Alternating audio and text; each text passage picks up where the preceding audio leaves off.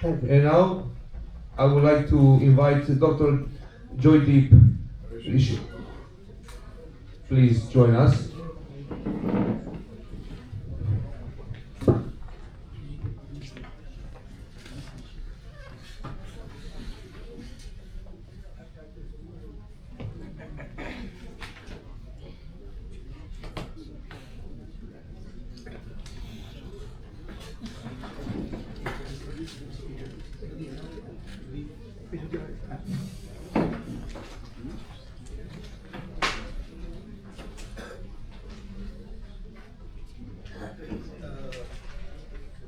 Good afternoon, everyone, and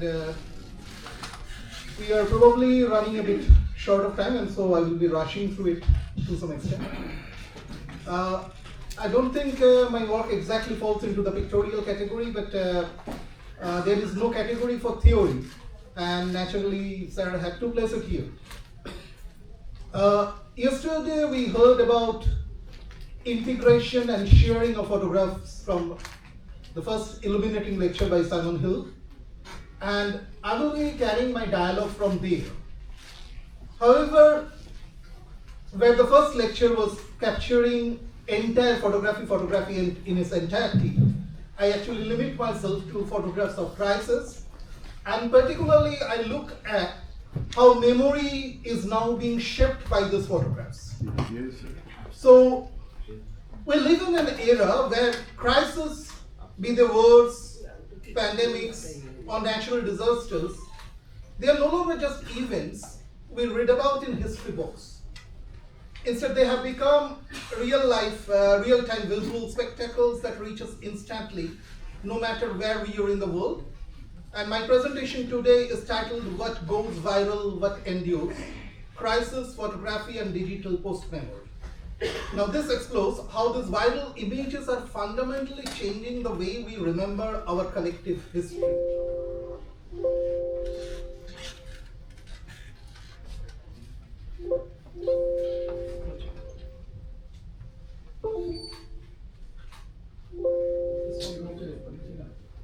একটু কাজ করছেন এটা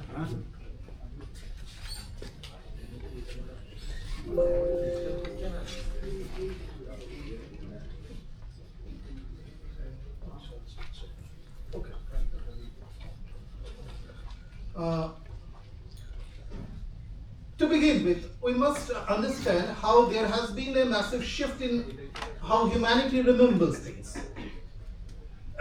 Traditionally, we used to remember things through documents, monuments, official records, and later, when photography came, through carefully curated photographs. So, memory followed a sequence. Something happened somewhere. There were people who got it recorded. This was interpreted by other experts, and finally, eventually, everyone remembered it. Now today, the sequence has collapsed entirely. Crisis is now seen instantly through viral images, and this is where we introduce the concept of instant memory. This is a concept which was introduced by Andreas Hewson. So this is a form of remembrance produced at the very moment of circulation. Most of us in this room would remember, for example, the time during the Mumbai terror attacks. So when the Taj Hotel was attacked and the terrorists were there, this was live streamed. And the events were unfolding before us as they were happening. And ironically, even the terrorists were using that footage to actually devise their strategy. So there was no editorial or any other archival blockade or archival temporal gap which was shaping this kind of a image generation. Now why is this happening? Look no further than your own pocket and we find the ubiquitous smartphone. This has blurred the lines between the professional photographer, the witness on the street, and the spectator at home. Images are produced and circulated instantly by citizens and professionals alike. We no longer wait for an editor or an archivist to tell us what is important. Instead, speed and emotional intensity determine what becomes visible. As Rolla Barthes noted, memory is no longer retrospective. We do not look back. Rather, it has become anticipatory. forming even as the event itself is still unfolding. So, if we look at the earlier model of a collective memory would depend on time, distance, and reflection. For example, rituals, memorials, archives. For most of us who are in this room, who are repeat visitors to this conference has a ritual of its own. And for example, it opens on the same day, it closes on the same day. We begin with a photo documentary, we end with a gala lunch, and in the meanwhile, people like us bore you. So, if you look at this ritual, it gives stability to this conference. But now digital memory works differently. It has no temporal distance, no settled meaning, and no guarantee of endurance. Viral images are very powerful, but they are very fragile. And they are intense, but historically very thin. Now to understand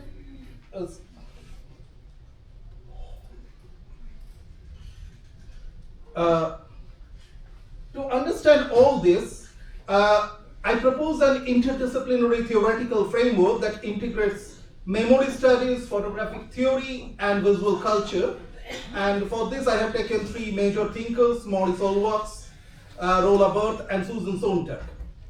And in the world of memory studies, we see that social media has created a decentralized memory space. Hollywood spoke about stable institutions, but digital culture occurs through fragmentation and fluidity. Memory is now produced simultaneously with the circulation of an image. Remembering has become performative. How we remember things? By forwarding the image that we get immediately to the next person. So the act of sharing the image is the act of remembering it. And this has been referred to before, Rolla Barthes' theory of studium and punctum. And we understand how viral images affect us so strongly. So studium is what we intellectually understand in an image, the information in the photo. And punctum is what emotionally wounds us, shocks us. Now, if you look at the photograph in the slide, you find that it immediately shocks us. We do not actually question whose feet it is, whether this man is a living man or a dead man. We don't really bother, but it immediately shocks us and then we go back to the questions. So, viral images operate almost entirely through punctum. They shock, they demand reaction, they bypass contemplation. So memory becomes very much shock-based rather than reflective. Now, and what we have, how is this memory created? Obviously through repetition. By repetition of the images, they are shown to us again and again. But does that really help the cause? Now, Susan Sontag warned us long ago that repeated exposure to images of suffering can produce numbness rather than empathy. Instead of becoming participants, we become voyeurs. So in this digital culture, images are consumed rapidly and decontextualized. Sharing an image can feel like participation. And this sharing just substitutes for participation. So whenever there is a movement, for example, somebody may be moved by what is happening in Gaza or Iran, and what we do, our next step is just to forward this image, nothing more. And we do not take part in what is there. And obviously there are other ethical questions that Azula has raised, and these are ethical issues regarding consent, dignity, and exploitation of the people being photographed. Viral images collapse event, circulation, and memory into a very single moment. The image no longer says, this has been, it rather says, this is happening now. So memory becomes anticipatory. We move into the realm of what Jen and Alida Esman call communicative memory, which is short-lived, informal, and unstable. And how this memory is created yesterday, it was again being discussed. It is the power. It is the power of the digital media and other sources which actually decide which images enter cultural memory. And here are two examples of such mnemonic icons. These are very emotionally charged images. One is of the tragic photo of the young Syrian boy Alan Kurdi. Another is a horrific fire that occurred in London, Grenfell Tower fire. So this provides a very shortcut for memory. These icons help us grasp a crisis quickly. They often lead to premature narrative closure. So what we don't go into, there is a fleeting burst of empathy, but we ignore the slow violence behind it. Why this happened? For example, when we look into Alan Kurdi's this photo, this actually changed the immigration policy all across Europe. But nobody questioned why it happened in the first place. The politics of colonial history or the long-term political failure of the world order, these questions are being ignored. So there is a knee-jerk reaction. But if there are mnemonic icons, there are also billions of images which are not seen. And digital platforms act as mnemonic gatekeepers, using opaque policies to filter content. Forgetting in the digital era is not accidental. How many of us in this room still remember Ranu Mondal? She was viral a few years ago. She was all across India, just from Bengal. But now nobody remembers her. So what we remember, what we forget, this is all culturally, this is all structurally constructed. Algorithms prioritize novelty. Older content just simply disappear. Marginalized narratives are filtered out. And Laura Stoller reminds us that archives are active sites of exclusion. What is archive? Which photo is to be seen? Which image comes to public memory? Digital platforms reproduce these silences. Spectacle is prioritized over issues causing slow harm, such as environmental degradation or systematic inequality. You won't find much image coverage on this. In response, obviously there is a response and there are counter archives that emerge. They work to preserve this subjugated knowledge, emphasizing context and collective responsibility. Yet these counter archives are also very precarious because they are mostly dependent on the very platforms they critique. I will briefly look into two case studies and then try to reach a conclusion. So the first case study is that of COVID-19. And here you can see two photographs. One is of the trucks in Bergamo carrying the coffins of the dead people in Italy. So you know Italy was greatly affected by COVID. And another is the photograph from a crowded crematoria in India. This images shaped our collective memory of the crisis, but they often prioritize spectacle of the moment over the structural failures of the healthcare system. Yes, at that moment we are very concerned. How much concerned are we?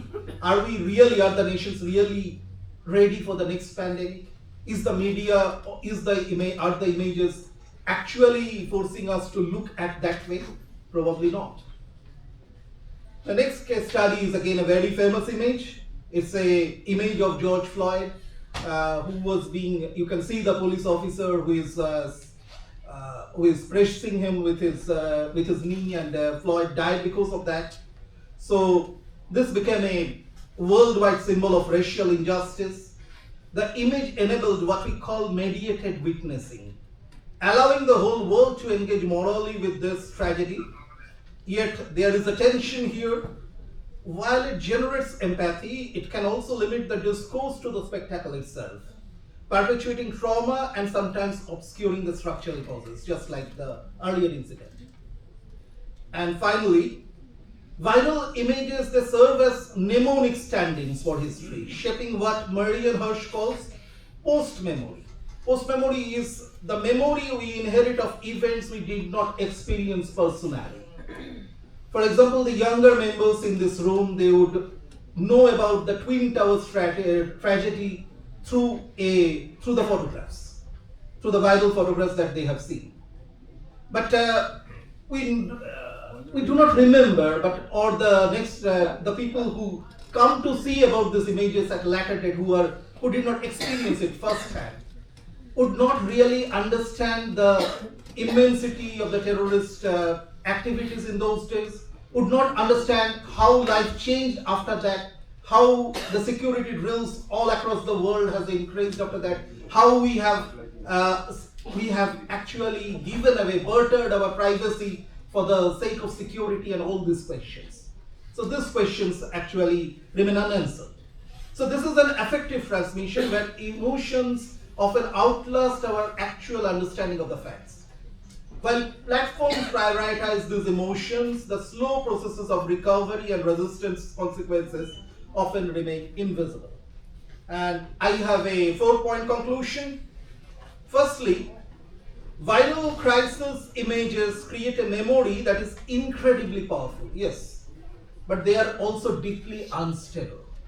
They are historically very thin, they do not carry much weight in the long run. When visibility allows us to witness events from afar, it also compresses complex history into teeny algorithm-friendly frames. So instead of looking at the whole gamut, the complexity of the situation, we look into something which is very consumable, which is a capsule-like course. So that kind of a thing. Digital memory is defined as much by what it forgets as what it shows. So there are mnemonic icons as we saw. There are also millions of things, millions of images that are forgotten. And there is a need for a counterculture to truly remember ethically. We need to go beyond just sharing. We need critical spectatorship, counter archives, and a sense of responsibility that lasts long after the image has stopped trending. And thank you for your patience. If anybody has some questions, please. Be courageous, because after my speech yesterday, at least 10 people approached me separately, and had to 10 times express myself about my pictures. If you ask now, you will cut some time. Please, Mr. Hill. The difference between you and me is that yesterday we were actually not so hungry. Today we are running late and hungry. No, if after some questions, at least 3 people ask questions after we are going to lunch, please, okay? Okay, thank you for that most interesting presentation. Picture agencies or photo agencies like Magnum and Gamma made their mark with long-form documentaries, documentary series, where several photographs accompanied by words would provide a historical record. How do you think the advent of social media and the prevalence of social media has now affected the place of the long-form documentary in the preservation of human memory? Thank you, Mr. Hill, for this question. And again, if we look at long-form documentaries, people are not probably we are in such an age when we are looking for shorter things. Look at even in the social media, whatever is short, that goes viral. So we are really looking at. I just cannot remember the media, but that is banned in India. Himatrida,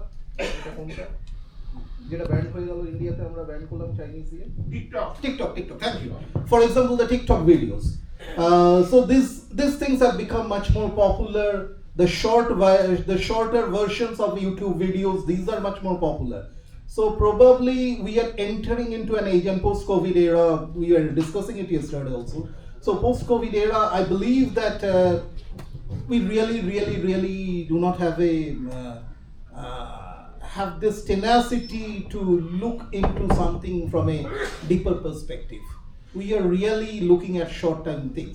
So that is thing, but I think this is a short-time phenomenon. I hope that it is a short-time phenomenon, and people will look into broader things. One thing that I find has changed, particularly in the Indian YouTube scenario, is that we are going for podcasts, and these podcasts are often very long. Probably we are still not consuming long form documentaries, but we are really consuming long podcasts. Probably that is the first sign of kind of going back into looking at a thing from a different from a wide perspective rather than a very narrow focused one. Yeah.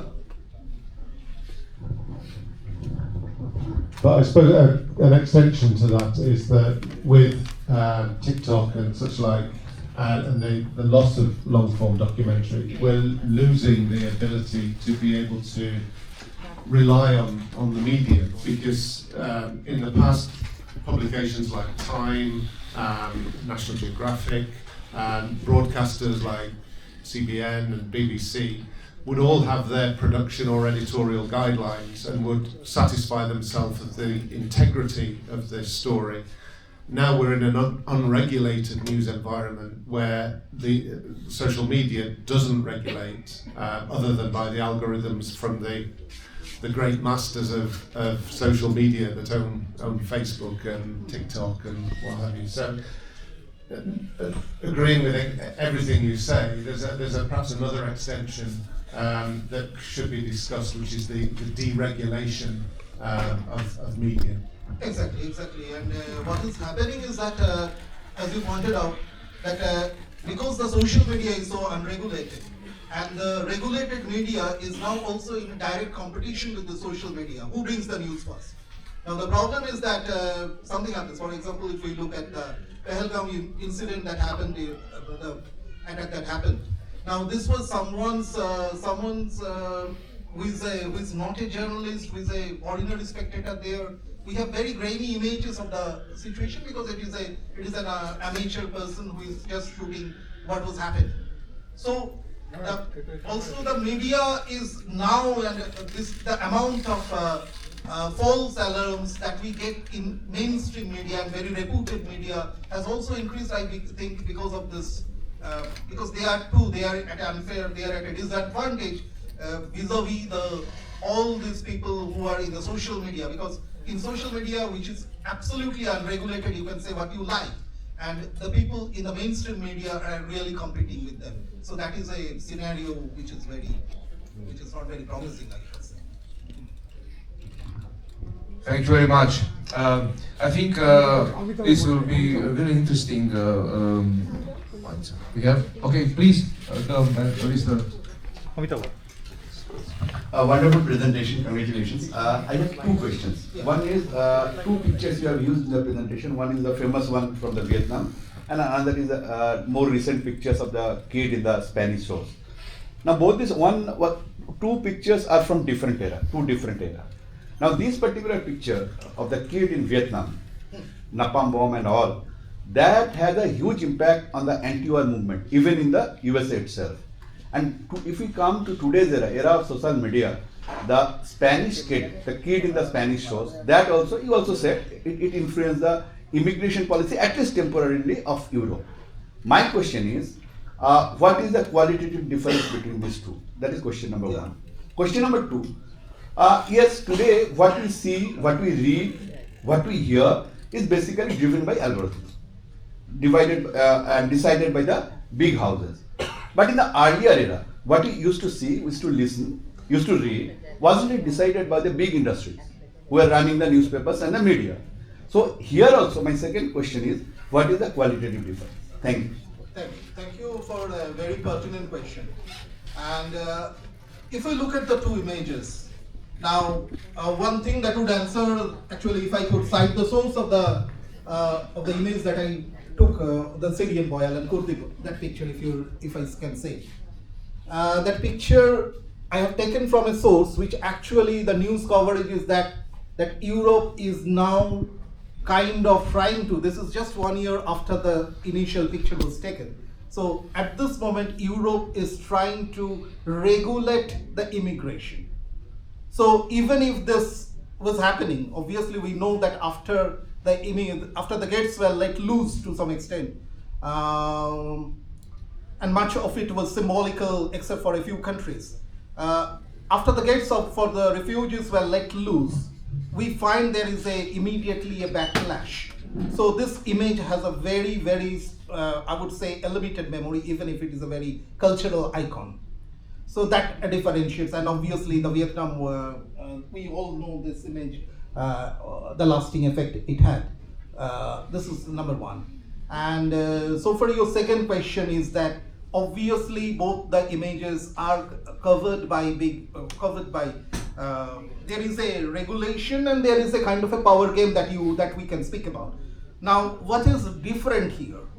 What is different is that in the earlier phase, I believe that even obviously certain things were there. Yesterday also we were, this was in discussing in another context. I will refer to Shankokor's paper, and he was actually showing images that he was trying to create an Indian character, a Bengali character through AI. He felt that it was so much impossible to do so. Why? Because the space is so much regulated. The space is so much regulated that you don't find a Bengali figure. The AI does not have the database for that. So everything is obviously that is politically motivated. There is a control. There is a politics behind it. No doubt about it. But the difference is that I find that there has been an ethical shift. The ethical shift earlier, even in a big media, for example, Mr. Hill was referring to channels like National Geographic or etc. Now, when these big houses they had to keep their reputation in mind. They were doing with that. Obviously, they would have a bias. Nobody is above bias, but they would have that reputation also in mind. But today, unfortunately, what is happening is that nobody cares for the reputation because it is immediately what you put up. If you cannot put up something immediately, you are no longer there. You don't exist. So the question of survival is there, and the big industry, unfortunately, has to succumb to that pressure. So that is happening. That is the change, big change I find. Thank you very much. Thank you. Now I invite everybody to the second floor to the lunch, and the first floor are the beverages and the beers.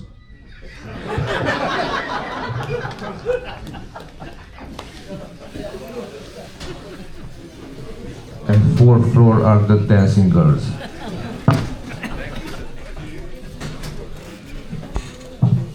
J'ai vu, c'est gratuit.